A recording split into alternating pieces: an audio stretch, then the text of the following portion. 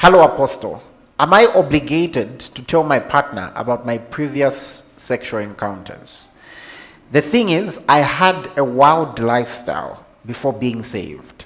And when I started dating, my partner asked me if I had any sexual encounters, and I told them that I didn't, which isn't the case.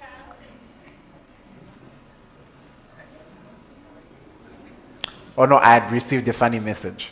Yeah, which isn't the case. They asked the question a second time and I dodged it. I wanted to tell him about my past, but I'm scared he will judge me and leave me. What I think you need specifically is you need the ministry of a mother or the ministry of a female who's a bit older, because you need, the conversation there shows that you need some motherly attention, if you're to ask me. You need some motherly attention. And there are certain questions that you would need to be asked specifically.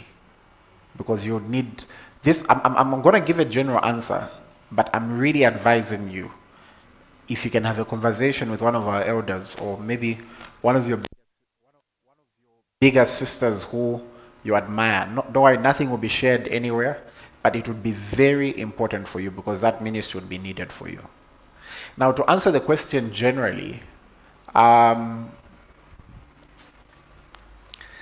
firstly, you're not the first person in that position again. Sometimes it's always important to know that you're not the first person in that position. There is a reason people had to get born again. There's a reason people have had to get saved. People have had to be saved from something. Now, it's a bit similar to the question I answered last time, last week, when I was talking about these things. With regards your partner, before you can go about revealing sensitive information about yourself, I would want to know how serious this person actually is. Or if they're just collecting data and information which they're going to share everywhere else. Because I've met some people who are crafty. Some people will ask that question as an excuse to ask if they can sleep with you, saying, after all, somebody else already did it, so why should you stop me? Some people can be very crafty. I would want to know the why behind it. Have they also talked about themselves a certain way? When relationships are mature, yes, objective discussions will be there, but you have to be careful who you go about giving sensitive information about yourself. When God was saving you, he didn't go about giving sensitive information about you to the whole world. And so you don't, let me put it like this. You don't, the whole essence of being saved, you don't owe the whole world an explanation for, you will be liberated the day you discover you don't owe the whole world an explanation for what happened before you got born again.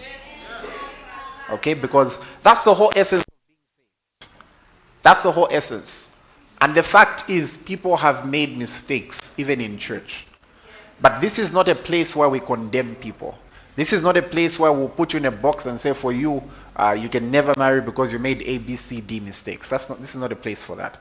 So that's why I'm saying you need the ministry of a mother and some personal counsel, because as much as people should be objective with each other, and I don't condone, I don't advise people to lie to each other, I think the seriousness of the relationship would have to be tested before you can go on giving information which you might find somewhere else one day. Having said that, sometimes, it is well, I'll talk about that next week. Actually, I'll talk about that in the men's group. No, there's something I want to say to the men. There's something I want to say to the men. You know, our society is we live in a very interesting society, in the sense that sometimes it's harder to be a woman than a man in different areas. I'll give you an example. Have you ever observed a situation in a church setup, even in a church setup like this one? Let's say a man and a woman, they're not married, and then They commit to each other sexually, and the woman gets pregnant. And let's say we discipline both of them. Yeah, so let's say we discipline them. Okay. You observe that it's easier for the man to get back to where they were before than for the woman. You'd be amazed how these things work sometimes. I want to have a conversation with the men soon in the context of, I don't know, I just don't want us to be those people who, I'm not saying you change your standards, but I just don't want us to be those people who go about making life harder for women and holding them to different standards than we're holding ourselves. I would want us to have a proper conversation about some of those things. And I want us to have an actual talk, a no holds barred talk. What do you think, men?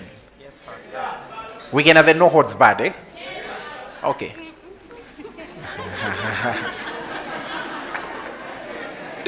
Okay, let's head into the sermon.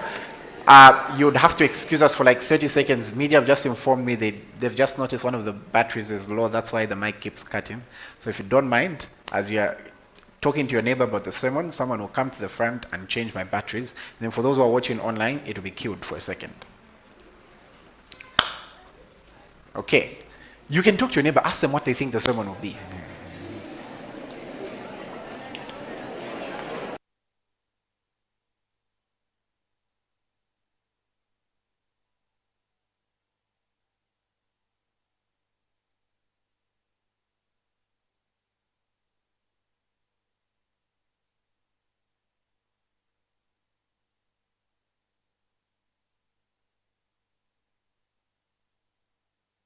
Okay.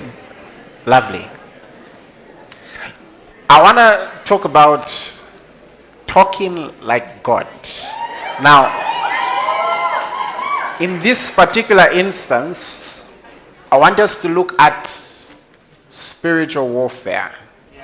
Now, I want to request that, and ushers, you can be advising, I want to request that as I'm teaching, we can minimize on the movements. They can be very disturbing. Sometimes I lose my train of thought because we're moving a lot.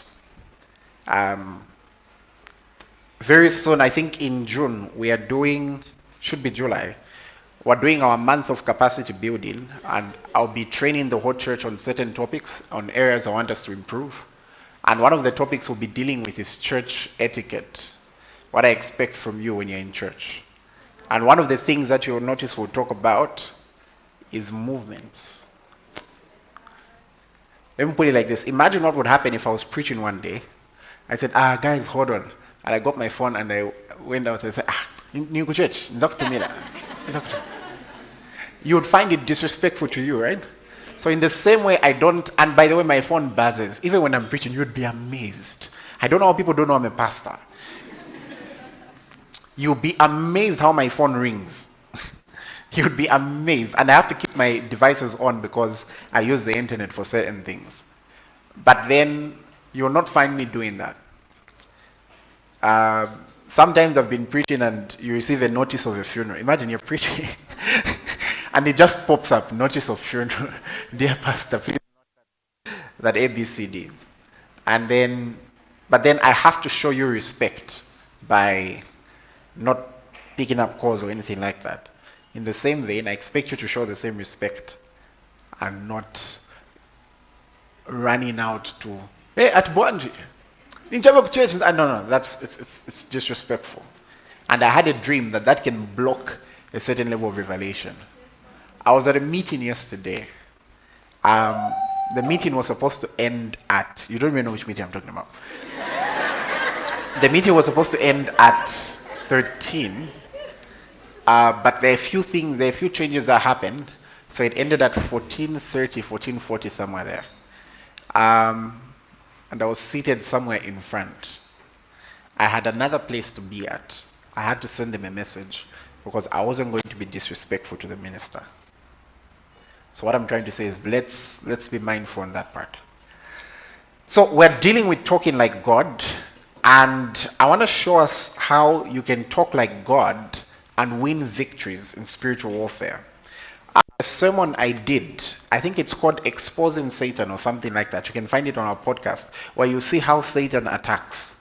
But then now I really want us to investigate how you can talk like God. And will I have less cuts with this one? Give me the one that will have less cuts, even if it's one of the other mics. I want us to see how we can talk like God and win in spiritual warfare. Now, for those who are just joining us and you're wondering where we got the theme talking like God, I want us to go to the book of Mark. Mark chapter 11 and verse 21. Peter, remembering, said to him, Rabbi, look, the fig tree which you cursed has withered away. So Jesus spoke to the fig tree and the disciples heard him say it, right? Then 22. So Jesus answered and said to them, have faith in God. And I showed you how, if you had to read it in its Greek translation, you can almost read it as have the God kind of faith. So meaning you do things the way God does it. And then what does he go on saying? For assuredly I say to you, whoever says, you know what to do when the word says comes up. For assuredly I say to you, whoever says to this mountain, be removed and be cast into the sea, and does not doubt in his heart, but believes that those things he says will have whatever he says. So you notice that, and hey, that sounded nice. Last time you guys were making mistakes, you've perfected it, right? Now it shows you that a very important element of faith is in how you talk. Because Jesus kept emphasizing says. No, we can stop that. Okay, so now I want to show you this in the context of spiritual warfare. But here are a few thoughts first, right? Proverbs 6 verse 5 says, and let me have it from, no, the says thing is only for that scripture. We are done. From the King James Version, deliver thyself as a roe from the hand of the hunter, and as a bird from the hand of the fowler. Why am I quoting this scripture? Because do you know that there are certain issues that you don't even need somebody to lay hands on you? There are certain things that you can learn to deliver yourself.